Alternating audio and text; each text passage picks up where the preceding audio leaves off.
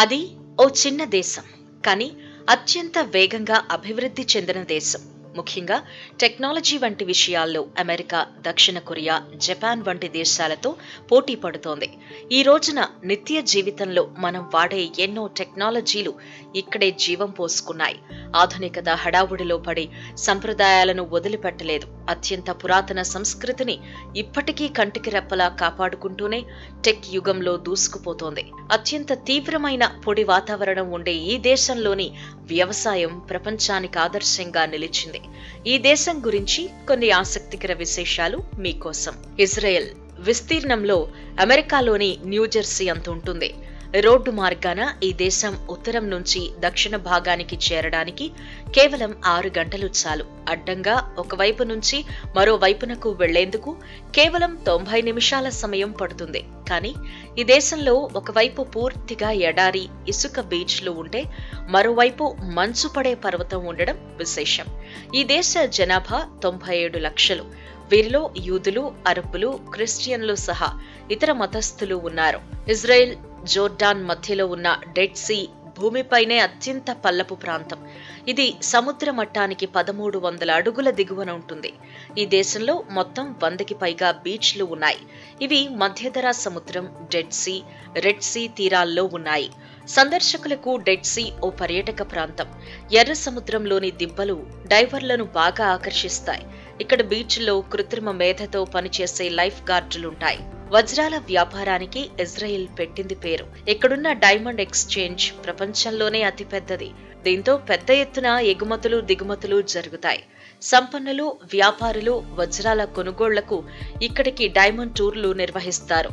సాధారణంగా మనం విమానాశ్రయాల్లో duty free ఏరియాలను చూస్తూ ఉంటాం. కానీ ఇజ్రాయెల్లో ఏకంగా ఒక నగరం మొత్తం డ్యూటీ ఫ్రీయే. ఈ దేశంలో 2 అధికారిక భాషలు ఉన్నాయి. ఒకటి హిబ్రూ కాగా రెండోది అరబిక్.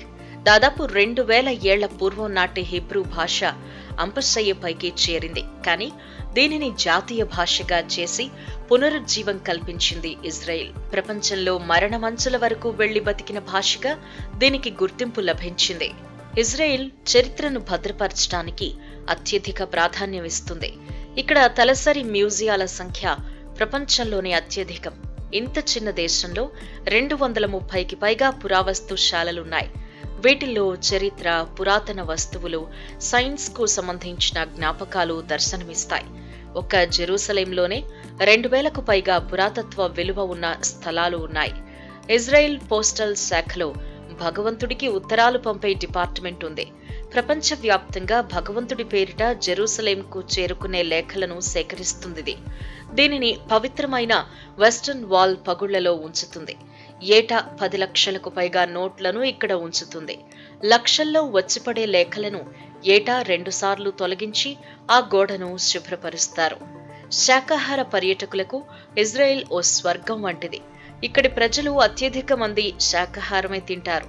ముఖ్యంగా టెల్ అవీవ్లో రెస్టారెంట్లు, కేఫ్ల్లో వెజిటేరియన్ డిషెస్ అందుబాటులో ఉంటాయి. అంతేకాదు ఇక్కడ రెస్టారెంట్ల నిబంధనలు ఉంటాయి. అందుకే డిష్ల తయారీలో చాలా జాగ్రత్తలు తీసుకుంటారు. అందంగా ఉండాలనే పిచ్చిలో పడి కడుపు మార్చుకుని ఆరోగ్యాన్ని చెడగొట్టుకోవటం ఇజ్రాయెల్లో కుదరదు. ఇందుకోసం ఓ చట్టమే ఉంది.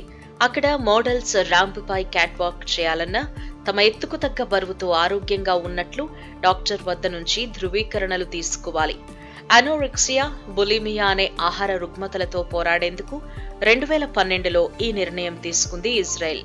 ఇజ్రాయెల్లో కుక్కలకు ప్రత్యేకమైన శ్మశానం ఉంది. ప్రపంచంలోనే అతిపెద్ద కుక్కల శ్మశానం దక్షిణ ఇజ్రాయెల్లోని అష్కెలోన్లో ఉంది.